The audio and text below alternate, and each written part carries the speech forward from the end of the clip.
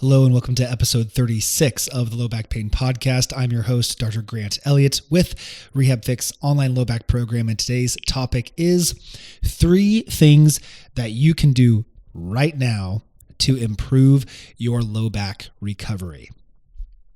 Episode 35, if you missed it, discussed in depth on how to know when to strengthen or stretch something. This was prompted by a recent Instagram post I made discussing how a tight muscle is often a weak muscle and how you should strengthen more and stretch less. And many comments were related to, well, how do we know? How do we know if we should strengthen or stretch it? Should we do one, the other, both? What should we do?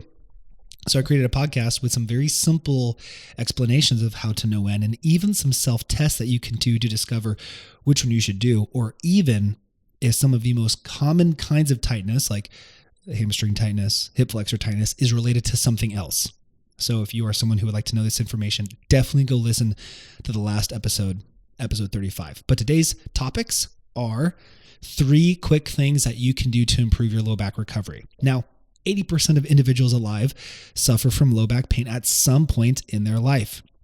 It can be very debilitating. It can be confusing. It can, just be an acute incident, which ideally in your situation it is, or it can turn to chronic pain and it can last much longer than we would like.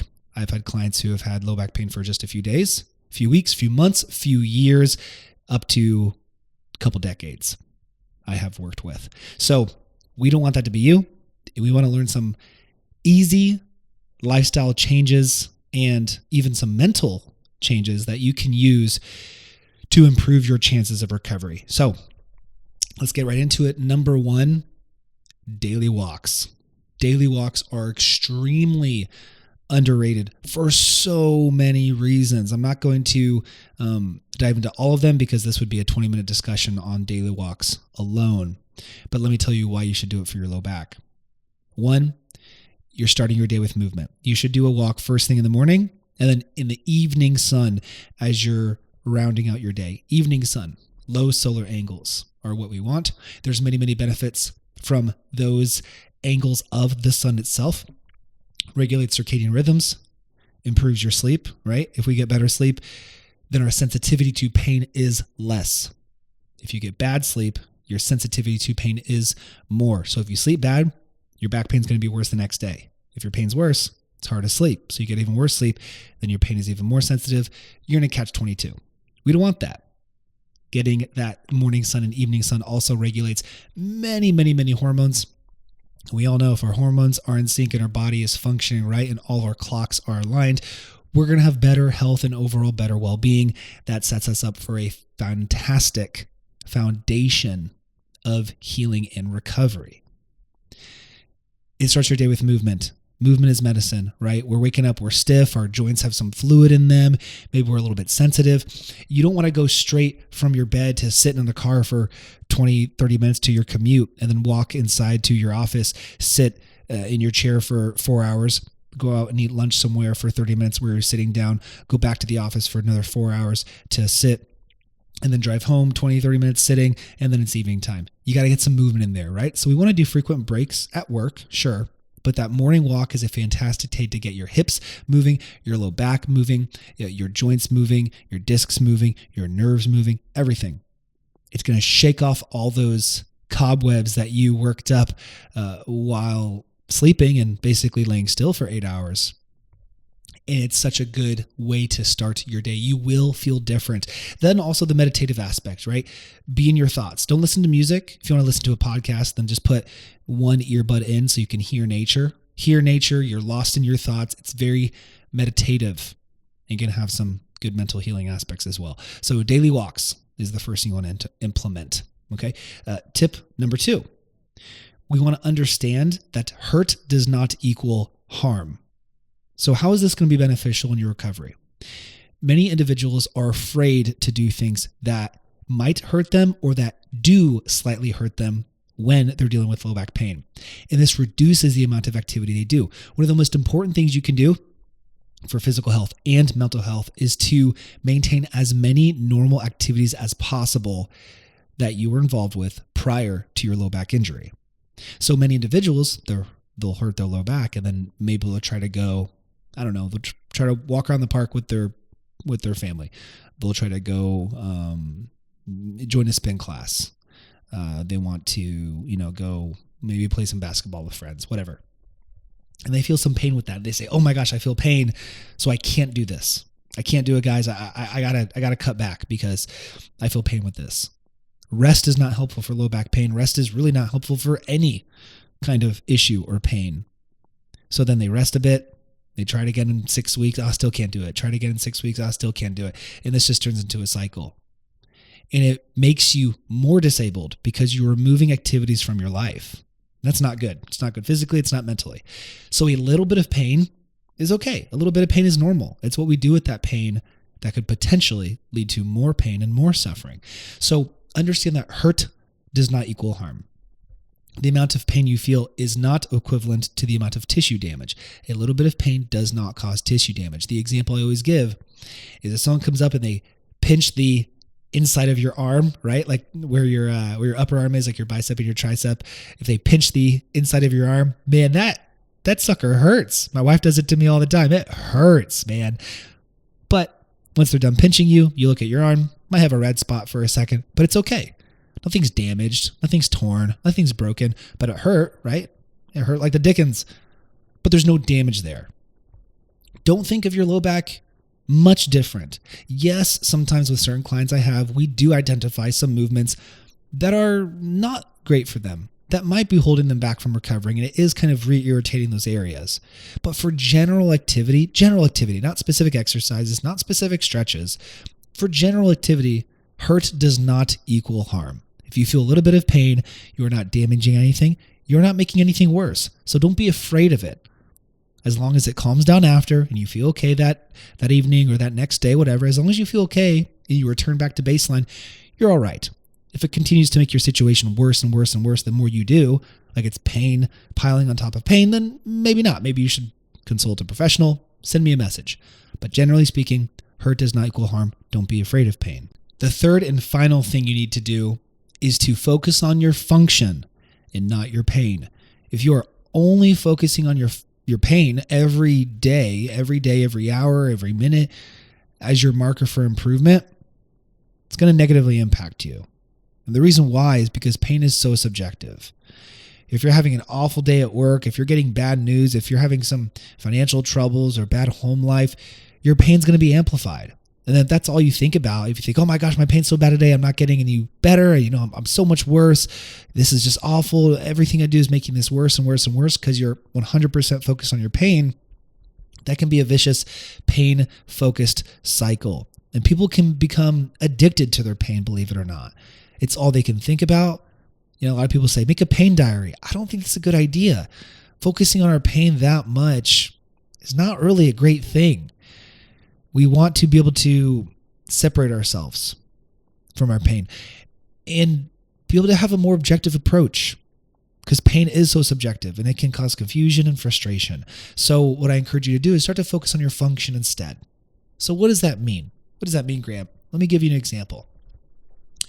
Almost every individual I work with wants to get back to some form of athleticism or athletic related task. Okay, some people just want to be able to go on a walk with their kids or their family and go to their job and be able to sit at work without pain. And that's great. Other people, most people I work with, are active in the gym, active in CrossFit, active in cycling, fighting, or other sports. And they want to be able to get to that sport. Okay, so let me give an example of a recent graduate named Naoma. She's out in Miami. Well, no longer Miami. She just moved actually, but she had a fantastic outcome within my program with my coaching. So the narrative that we established with her was quite encouraging. And here's the way it went. She was in a lot of pain when she started, symptoms all around, affecting her sleep and couldn't drive for very long and, pain. And one of her goals was to be able to get back into the gym and get back into CrossFit because she was really, really passionate about the gym and squatting and deadlifting and lifting heavy and being strong, right? So one thing we started focusing on is, hey, let's not focus so much on the day-to-day pain. Let's focus on what you're able to do in the gym without pain or that does not increase your pain. So, and I'm not using exact numbers. I'm using her as an example, but I'm going to make up numbers for just the sake of the conversation. Okay. So if she used to be able to do, let's say 200 pounds on squat. Okay. I think it was actually more. She's quite fit. She's quite strong. But if she used to be able to do 200 pounds on squat without any pain, and now she can't even do 100 pounds. What we did was, after we made a little bit of progress, I'd say, hey, let's test your squat. And she'd go in, and let's say she would squat, and she'd be like, oh, it still hurt. It still hurt, Grant. I'd say, okay, that's fine. 100 pounds squat before the program hurt. 100 pounds squat, a few weeks in the program, a month into the program, still hurts. But did it hurt as much as it did prior to starting the program? Answer would be, oh, no. No, it didn't hurt as much. Okay, that's progress, right? Oh, yeah, I guess so. Okay, that's progress. Awesome. Let's increase the weight. Let's start to climb up. Oh, okay. All right. So I'm going to fly through this example here, but then let's say we're squatting 120 pounds. Maybe still hurts a little bit, but now we're squatting 120 pounds with not even as much pain as squatting 100 pounds prior to the program. And then we're at 140, and then we're at 160, 180, 200.